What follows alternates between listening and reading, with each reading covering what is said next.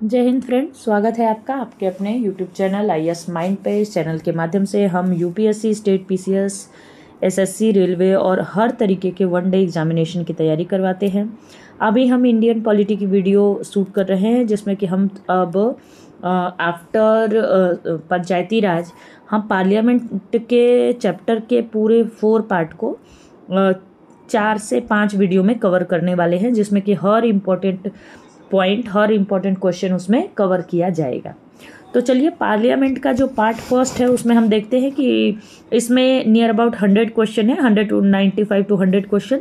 तो कोशिश करते हैं कि फटाफट 2 वीडियो में तो ये चीज़ें कंप्लीट हो ही जाए। तो चलिए, टाइम नहीं वेस्ट करते हुए हम अपनी पढ़ाई स्टार्ट करते हैं। तो पहला क्वेश्चन जो हमारे पास है दोस्तों, उसमें पूछा गया है कि what is the minimum age laid down for the person to seek election to the Lok Sabha. तो ये हमें पता है कि ये 25 ईयर है। क्या है? 25 ईयर है। अगर किसी इंसान को लोकसभा के इलेक्शन में पार्टिसिपेट करना है तो उसकी एज कितनी होनी चाहिए? उसकी एज होनी चाहिए 25 ईयर। कितनी होनी चाहिए दोस्तों? उसकी एज होनी चाहिए 25 ईयर का। अगर कोई इंसान है तो वो लोकसभा में इलेक्शन लड़ सकता है, लोकसभा में इलेक्शन कर सकता है। ओके, तो चलिए अभी हम अपना नेक्स्ट क्वेश्चन देखते हैं। नेक्स्ट क्वेश्चन में पूछा गया है what is the minimum as for the member of parliament. Parliament के मेंबर होने के लिए जो लिमिटेड एज है वो कितनी होनी चाहिए, जो मिनिमम एज है वो कितनी होनी चाहिए? तो वो होनी चाहिए 25। वही बात है, ये देखिए, वही सेम क्वेश्चन को ना घुमा के पूछा गया है और कोई इसमें विशेष बात है नहीं। उसी क्वेश्चन को बस घुमा के पूछ दिया गया है कि हाँ भाई कितने क्या होना चाहिए और क्या नहीं होना चाहिए। चलिए नेक्स्ट दोस्तों, जो नेक्स्ट क्वेश्चन हमारे पास है, क्वेश्चन नंबर 3, उसमें पूछा गया है in order to be chosen a member of Lok Sabha a person must not be less than age of. कि अगर कोई मेंबर है जो कि लोकसभा में, अगर कोई मेंबर है जो कि अपने आपके लोकसभा में वो चूज़ किया जाता है, लोकसभा में वो चूज़ किया जाता है, तो उसकी एज कितने एज से कम नहीं होनी चाहिए? कितने एज से कम नहीं होनी चाहिए? तो हम आगे से पढ़ते आए हैं कि ये 25 ईयर है। कितना है? 25 ईयर है हमारा। नेक्स्ट क्वेश्चन हमारे पास है for election to the Lok Sabha a nomination paper can be filled by। for election to the Lok Sabha nomination paper can be filled by। nomination paper किसके द्वारा फिल किया जाना चाहिए? तो हमारे पास ऑप्शन में है, ऑप्शन नंबर ए है anyone residing in India। Second जो ऑप्शन है उसमें बताया गया है, सेकेंड जो ऑप्शन है उसमें बताया गया है a resident of the constituency from which the election is to be contested, it is contested। and the C number का ऑप्शन है any citizen of India whose name appear in the election roll of the constituency as। and last option है any citizen of India। तो any citizen of India तो नहीं होता है, क्योंकि इसमें NRI वगैरह भी आ जाते हैं, तो उनको हम नहीं लेते हैं। और ये देखिए UPSC प्री 2017 का क्वेश्चन है, तो बहुत लेट का नहीं है। तो लोकसभा इलेक्शन का जो पेपर है, लोकसभा इलेक्शन का जो नॉमिनेशन फॉर्म है, वो भरने के लिए वो कौन भर सकता है? तो वो भर सकते हैं जो कि any citizen of India whose name appear in electoral roll of constituencies, whose name appear in electoral roll of the constituencies. जिसका नाम कॉन्स्टिट्यूएंसी में मेंशन है वही कर सकता है, कोई भी सिटीजन ऑफ इंडिया हो। ऐसा पर्टिकुलर स्टेट के होने की ज़रूरत नहीं है, पर्टिकुलर स्टेट के होने की ज़रूरत नहीं है। ओके, चलिए अभी एक क्वेश्चन हम देखते हैं। ये थोड़ा सा यहाँ पे ग्लिच आ गया है, तो हम इसको डिलीट करने की कोशिश कर लेते हैं पहले, अगर हो जाए तो। बट ये हो नहीं रहा है, चलिए कोई बात नहीं, आगे हम अपना क्वेश्चन देखते हैं। Which one of the following is not correct with regard to the election to the Lok Sabha. Lok Sabha के इलेक्शन के रिगार्ड में क्या सही नहीं है? Election are on the basis of adult surface. हाँ जी बिल्कुल, ऐसे ही तो होता है, अडल्ट सरफेस से ही तो होता है। Second, election commission is required to conduct the election, हाँ जी बिल्कुल, इलेक्शन कमीशन ही इलेक्शन को कंडक्ट कराता है। Third, electoral roll are prepared under the direction of control of president of India, तो नहीं, प्रेसिडेंट ऑफ इंडिया के अंडर में जो हमारा इलेक्टोरल रोल का प्रिपरेशन है वो उसके अंडर नहीं होता है। नेक्स्ट ऑप्शन हमें पढ़ने की ज़रूरत नहीं है, तो चलिए इसके बारे में थोड़ा सा पढ़ लेते हैं। तो हमारा आर्टिकल 326 बताता है कि election to the House of People and Legislative Assembly of State are held on the basis of adult surface, and Article 324 deal करता है Superintendent's direction and control of election to be vested of election commission not in the president। Okay, तो ये सारे जो electoral roll को prepare किया जाता है वो किसके अंडर में होता है? वो अंडर में होता है हमारे प्रेसिडेंट के, नहीं हमारे इलेक्शन कमीशन के। हमारे पास नेक्स्ट क्वेश्चन है, candidate of Lok Sabha poll loses his security amount if he she does not gate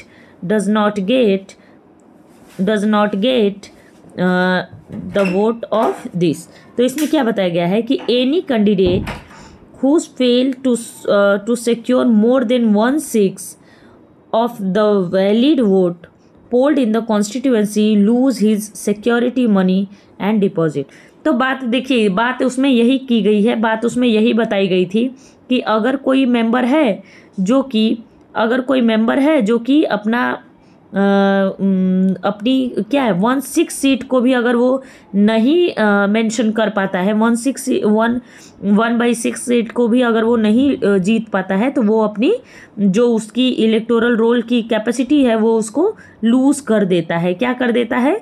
loose कर देता है। ओके, चलिए आगे देखते हैं। नेक्स्ट क्वेश्चन जो हमारे पास है उसमें ये बताया गया है, the state wise allocation of seat in Lok Sabha is based on 1971 census, up to which year does this remain intact. Okay, तो ये हमारा 2026 के वोट के आधार पे होने वाला है। ये बात याद रखिएगा क्योंकि ये क्वेश्चन मल्टीपल टाइम आया हुआ है और मल्टीपल टाइम आ रहा है। क्यों? क्योंकि अभी 2026 का इलेक्शन हुआ नहीं है, इसके लिए। ओके, 2026 का इलेक्शन हुआ नहीं है, इसके लिए देखिए ऑप्शन नंबर बी सही है अपना, है ये 2026 का इलेक्शन इसमें मायने रखता है। ये जो ग्लिच है ना, ये तो ख़त्म ही नहीं हो रही है भाई। चलिए नेक्स्ट क्वेश्चन हम देखते हैं कि 84th amendment act has frozen the total number of existing seat in Lok Sabha on the basis of 1972 senses. They shall remain altered till the first census to be taken after the year 2026। Same question repeat हुआ है।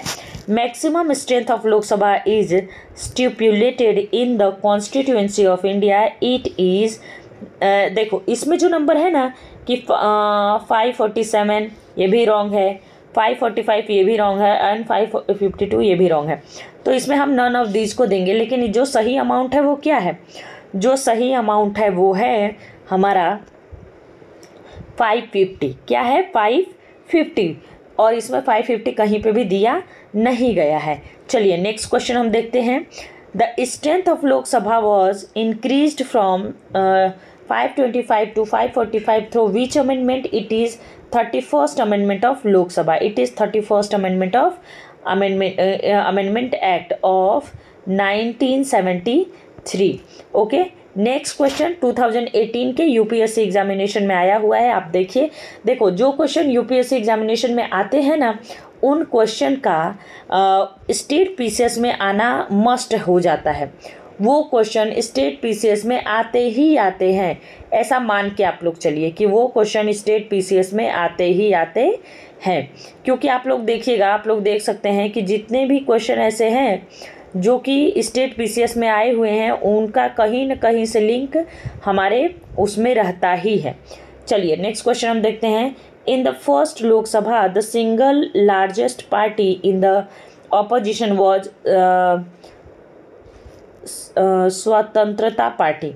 तो क्या ये सही है कि in the first Lok Sabha, पहले तो आपको हिस्ट्री पता होना चाहिए, इन द फर्स्ट लोकसभा कि single largest party in the opposition जो थी वो क्या स्वतंत्रता पार्टी थी कि नहीं थी, तो हमें इसके बारे में नहीं पता है स्वतंत्रता पार्टी क्या थी। In the Lok Sabha leader of the opposition recognized for the first time in 1969। हाँ जी, ये बिल्कुल सही बात है। देखो पहला अभी हमें पता नहीं है, दूसरा देखते हैं, तीसरा पॉइंट है in the Lok Sabha if party does not have the minimum of 75 member its leader can not be recognize as the leader of opposition. तो ये बात सही नहीं है, यहाँ पे हमारा करेक्ट ऑप्शन ओनली 2 हो जाता है। अब जो इसके पॉइंट है वो क्या है उसको भी हम देख लेते हैं। तो इसमें बताया गया है कि first Lok Sabha election conducted for 489 seat out of which Indian National Congress won 364 seat and emerged as single largest party, and the second place was secured by Communist Party of India with 16 seat। तो क्या 16 seat पाने वाला opposition का leader होगा, उसके बारे में भी देखते हैं। It was only in 1969 that a leader of opposition was recognized. जब 1969 में ही लीडर ऑफ ऑपोजिशन का जो पॉइंट है उसको रिकॉग्नाइज किया गया है ना। उसके बाद देखो, however in order to get formal recognization the concerned party must have at least 10% of the total strength of the house, that is 55 seat in the Lok Sabha. तो क्या ये जो कम्युनिस्ट पार्टी है ये 16 सीट पाके कोई ऑपोजिशन की पार्टी बन सकती है पावरफुल? तो नहीं, ऐसा नहीं हो सकता है। चलिए नेक्स्ट क्वेश्चन है, नेक्स्ट क्वेश्चन में देखते हैं क्या पूछा गया है। तो नेक्स्ट क्वेश्चन में पूछा गया है कि according to article 82 of the constitution of India allocation of seat in Lok Sabha to the state is on the basis of census. तो कौन से सेंसस पे है? तो ये हमें पता है कि ये 1971 के सेंसस पे ये बात की जाती है। Next, presently the number of seat of each state in Lok Sabha is allotted on the basis of census 171। देखो ये वाला पॉइंट ना एकदम रट्टा मार लो भाई, इसको मैं स्टार लगा दे रही हूँ। चलो स्टार लगा दूँ, हाईलाइट कर दूँ, जो कह दो वो कर दूँ, लेकिन सेंसस 71 एकदम आपके दिमाग में भर जाना चाहिए, ये बहुत इंपॉर्टेंट पॉइंट है। State wise seat allocation in Lok Sabha is based on population, area, language, poverty. ये it is based on population. और पॉपुलेशन कैसे पता चलती है? सेंसस से पता चलती है। और कौन से सेंसस से पता चली है?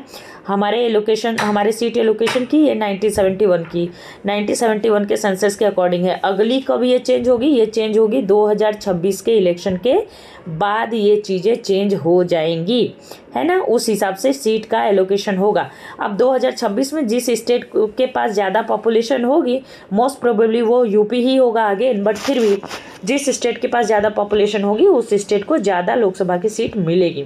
There is no reservation for ST/SC for the Lok Sabha in where it is Arunachal Pradesh and Jammu and Kashmir. Meghalaya और ऑल ऑफ द अबव तो नहीं हो सकता है क्योंकि मेघालय में है, बट अरुणाचल और जम्मू कश्मीर में ST/SC के लिए कोई भी रिजर्वेशन की व्यवस्था नहीं की गई है। क्यों नहीं की गई है? क्योंकि वहाँ पे ST/SC कम्युनिटी है ही नहीं बाय कॉन्स्टिट्यूशन। नेक्स्ट है हमारा कि reservation of seat for the schedule tribe in Lok Sabha does not exist in the state. तो देखो अरुणाचल प्रदेश तो याद कर लो कायदे से, उसके बाद जम्मू कश्मीर याद कर लो, नेक्स्ट याद कर लो केरला एंड तमिलनाडु, नेक्स्ट याद कर लो केरला एंड तमिलनाडु। बट देखो ये क्वेश्चन है ना 1998 का है, तो वो भी हमें देखना है कि नेक्स्ट सेंसस में क्या बातें कही गई हैं, उस चीज़ को भी हमें ध्यान में रख के ही आगे चलना है। चलो नेक्स्ट क्वेश्चन जो हमारे पास है दोस्तों, उसमें पूछा गया है which one of the following state has the highest number of reserve seat for the schedule tribe in Lok Sabha. Madhya Pradesh एक ऐसा स्टेट है जिसके पास highest number of reserve seat है। किसके लिए?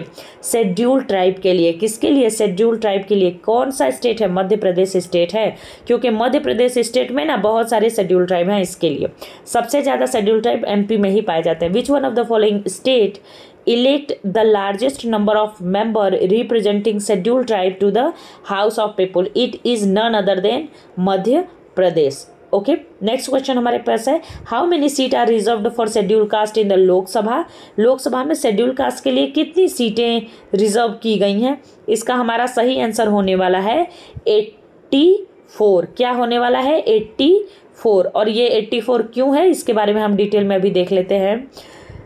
The number of constituency reserved for scheduled caste has been increased from 79 to 84 after delimitations. Okay, next देखिए, next question जो हमारे पास आता है उसमें क्या पूछा गया है, उसमें पूछा गया है who hold power to appoint the nominee from Anglo Indian community in the लोक सभा। तो ये देखो, ये कौन करेगा, किसी चीज़ को नॉमिनेट कौन करेगा, तो ये पावर हमारे प्रेसिडेंट साहब की ही होती है। अगर ये बात स्टेट की हो ना, ये हम पार्लियामेंट की बात कर रहे हैं तो हमारा लोकसभा राज्यसभा चल रहा है, लेकिन जब हम स्टेट असेंबली की बात करेंगे तो ये पावर किसके पास हो जाएगी? कमेंट करके कमेंट में बताइएगा ज़रूर।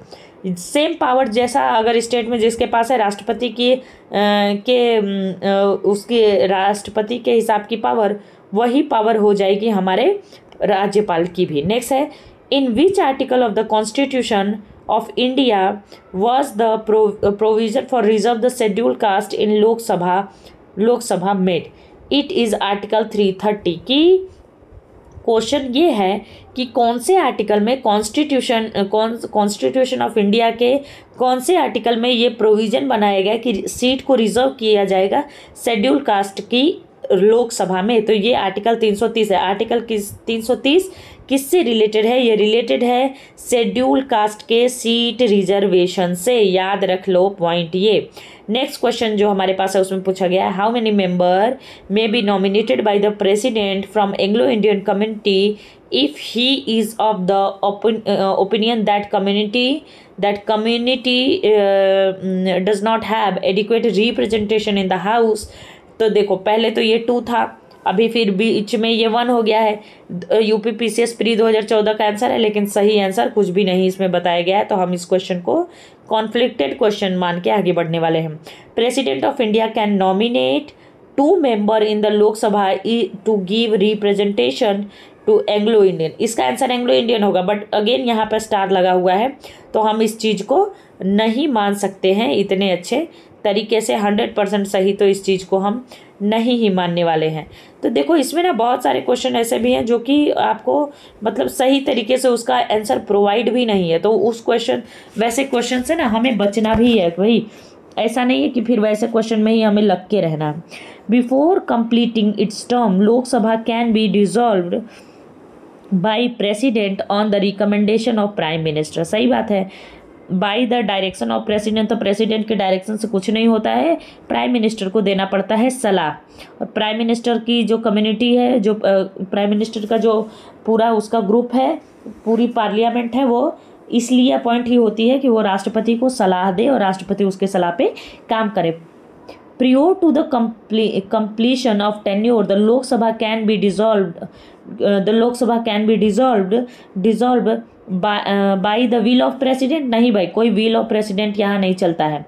by the will of president कोई यहाँ नहीं चलेगा। नेक्स्ट जो चीज़ है उसमें by स्पीकर, नहीं भाई, स्पीकर तो खुद ही एक पार्ट है हमारे लोकसभा का। Next, by the president on the recommendation of council of minister. हाँ जी, काउंसिल ऑफ मिनिस्टर के रिकमेंडेशन पे हमारे प्रेसिडेंट साहब ये चीज़ करेंगे। और काउंसिल ऑफ जो मिनिस्टर्स है उसका हेड कौन होता है? उसका हेड होता है हमारा प्रधानमंत्री। नेक्स्ट क्वेश्चन है, session of Lok Sabha is called for at least 2 time in a year. कम से कम एक साल में 2 बार तो इनको बुलाना ही है। कम से कम एक साल में 2 बार तो इनको अपना जो लोकसभा की मीटिंग है वो तो करनी ही है। ये तो इन लोगों के लिए मैंडेटरी है भाई, है ना। चलिए, नेक्स्ट क्वेश्चन है UPSC 2020 में पूछा गया है, नया क्वेश्चन है, देखते हैं। The president of India can summon a session of parliament as such the place as he is think fit. तो क्या पार्लियामेंट के लिए सेशन बुला सकता है हमारा प्रेसिडेंट जब वो चाहे कि ये फिट है? तो हाँ जी, बिल्कुल वो ऐसा कर सकता है, हमारा प्रेसिडेंट ऐसा कर सकता है। Next, constitution of India provide for 3 session of parliament in a year ऐसी कोई बात नहीं, हमारा कॉन्स्टिट्यूशन है ना वो कुछ भी ऐसा प्रोवाइड नहीं किया है, बट वो सिर्फ इतना बोला है कि 6 महीने का गैप नहीं होना चाहिए, ये हमारे कॉन्स्टिट्यूशन में मेंशन है। और बाकी ट्वाइस ट्राइस ये सब कुछ पार्लियामेंट में कुछ कॉन्स्टिट्यूशन में बोला नहीं गया है, तो ये क्वेश्चन नंबर 2 हमारा रॉन्ग हो जाता है। There is no minimum number of day that the parliament is required to meet in a year. हाँ जी, बिल्कुल सही बात, ऑप्शन नंबर सी हमारा सही हो जाने वाला है। चलिए तो हम अपने नेक्स्ट क्वेश्चन पे चलते हैं। आज के वीडियो में हम 50 क्वेश्चन करेंगे, 50 को नियर अबाउट 50 क्वेश्चन हम नेक्स्ट वीडियो में करेंगे, नहीं तो फिर ये क्या हो जाएगी, वीडियो फिर बहुत लंबी हो जाएगी और फिर आप लोग पूरी वीडियो देखेंगे नहीं। What is the quorum of Lok Sabha? Quorum of Lok Sabha की बात कही गई है, तो ये तो देखो, अगर आप यूपीएससी यूपीपीसीएस या किसी भी एग्जामिनेशन की तैयारी कर रहे हो ना, तो ये कोरम ऑफ लोकसभा तो आपको जबान पे ऐसे रटा रहना चाहिए कि 1/10 होता है भाई, 1/10 होता है quorum of Lok Sabha. Next question, जहां भी कोरम ऑफ लोकसभा की बात आए 1/10 पे मारो सीधा टिक, क्वेश्चन सही, आंसर सही, marks gated. Okay, next, what is the quorum of constituent a meeting of Lok Sabha? 1/4, 1/10, 1/10 हम सबको पता है कि ये 1/10 होने वाला है। Next, maximum number of member in Lok Sabha can be? Maximum से मैक्सिमम क्या नंबर हो सकता है? मैक्सिमम से मैक्सिमम 550 हो सकता है भाई, जितना कॉन्स्टिट्यूशन के हिसाब से सीट दी गई है उतना ही तो मैक्सिमम होगा, आप क्या सीट से बाहर थोड़े चले जाएंगे ये करने के लिए। चलो, व्हाट इज द करेंट, देखो यहाँ पे जब ऐसे क्वेश्चन आए ना कि current number of the member of Lok Sabha, जब ऐसे क्वेश्चन आए ना तो वो चीज़ आपको ध्यान में रखनी है कि ऐसा कोई भी क्वेश्चन का मार्क्स आपको मिलने ही वाला है, या तो ये क्वेश्चन हट जाएगा या तो ये मार्क्स आपको मिल जाएगा, क्योंकि कुछ करेंट चीज़ें फिक्स नहीं होती हैं। या तो फिर ये वाले क्वेश्चन को राइट आपको करेंट अफेयर से लेना पड़ेगा, करेंट अफेयर के पॉइंट से इसको आपको एकदम राइट एक्यूरेट पढ़ना पड़ेगा डेली। अगर और ऐसे क्वेश्चन तभी आते हैं ना जब तुरंत कॉन्स्टिट्यूएंट असेंबली के इलेक्शन हुए हों। अभी ये देखो 2007 का क्वेश्चन है, बहुत इंपॉर्टेंट नहीं है क्योंकि 2007 और 2025 में बहुत ज़्यादा फर्क आ गया है। नेक्स्ट देखते हैं, union territory got representation in Lok Sabha Rajya Sabha both of the parliament and none of the above. तो मुझे तो यही लगता है कि बोथ ऑफ द पार्लियामेंट में इनका रहेगा भाई। क्यों यूनियन टेरिटरी, यूटीज भी तो बहुत ही इंपॉर्टेंट पॉइंट है हमारे देश का। ऐसा थोड़े है कि यूटी इनका राज्यसभा में इनका इम्पोर्टेंस कम हो जाएगा। क्यों भाई, राज्यसभा में इनका इम्पोर्टेंस कोई कम नहीं होने वाला है। तो देखो यहाँ पे दिया भी गया है कि union territory got representation in both house of the parliament. Delhi has 3, Pondicherry has 1 and the Jammu and Kashmir जब पहले वो था तब है। चलो, what can be the maximum representation for the union territory to the Lok Sabha? It is 20. What can be maximum representation from the union territory to Lok Sabha? It is 20. Next question जो हमारे पास है उसमें पूछा गया है, the sitting of house of the people may be terminated by. तो the sitting of house of the people, Lok Sabha की जो सीटिंग है वो टर्मिनेट की जा सकती है किसके द्वारा? एडजॉर्नमेंट के द्वारा, हाँ जी, प्रोपोगेशन के द्वारा, हाँ जी, एंड डिसोल्यूशन के द्वारा। इन तीनों के द्वारा की जा सकती है। और इन तीनों का मतलब क्या होता है, ये तो बहुत ही इम्पोर्टेंट पॉइंट है। इन तीनों का मतलब जानना बहुत ज़रूरी है। इन तीनों को अलाउ करने का पावर किसके अंदर है? वो हमारे प्रेसिडेंट साहब के पास है। नेक्स्ट क्वेश्चन है हमारे पास, question number 42, which one of the following is authorise to prorogue the session of house of the people? ये किसके पास है? ये हमारे प्रेसिडेंट साहब के पास है। देखो नेक्स्ट क्वेश्चन है, टर्म ऑफ लोकसभा। लोकसभा का टर्म क्या है? टर्म के बारे में कुछ बात कही गई है। Can not be extended, can not तो हो ही नहीं सकता है। Can be extended by 6 months at a time, may be ये सही हो जाए।